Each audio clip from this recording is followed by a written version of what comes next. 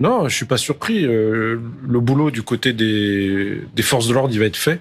C'est un enjeu national et international parce que les yeux vont être tournés vers la France. Nous, on sait qu'on va faire le boulot, il va y avoir des enjeux de circulation, il va y avoir des enjeux d'ordre public, comme l'a dit le ministre, et puis aussi de sécurité publique.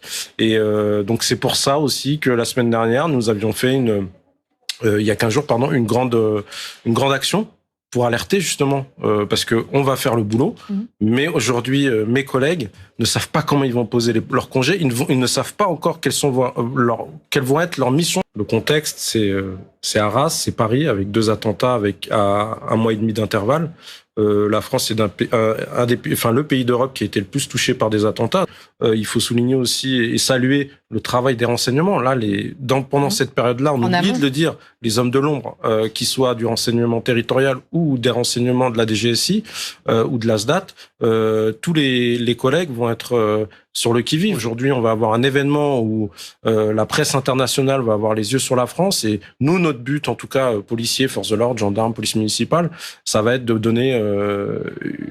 montrer que la France est capable de protéger justement cette flamme, les compétiteurs et les Français. On prend aucun risque, on vérifie le profil des individus. Et des fois, comme l'a dit le ministre, on peut avoir des surprises.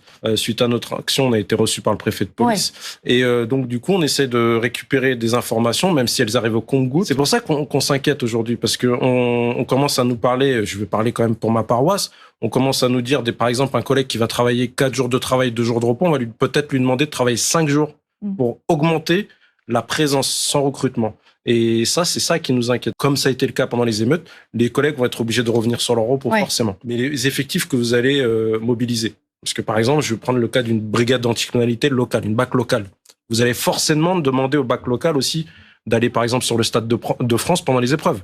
Vous avez toujours des opportunistes qui vont aller justement profiter de la situation pour s'attaquer aux touristes. Certains même parlent en off, entre délinquants, d'Eldorado du vol, en fait. Parce que là, vous allez avoir des touristes quand même qui ont les moyens de se payer un voyage, de se payer une place pour les JO.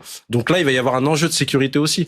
Et donc, nous, on va être fortement mobilisés. On ne sait pas aujourd'hui comment on va faire et comment on va être utilisé, mais c'est important et il faut qu'on avance sur le sujet. On l'a vu lors des dernières manifestations, notamment celle contre les violences policières, où des individus avaient attaqué carrément à une dizaine un véhicule de police et blessé des policiers.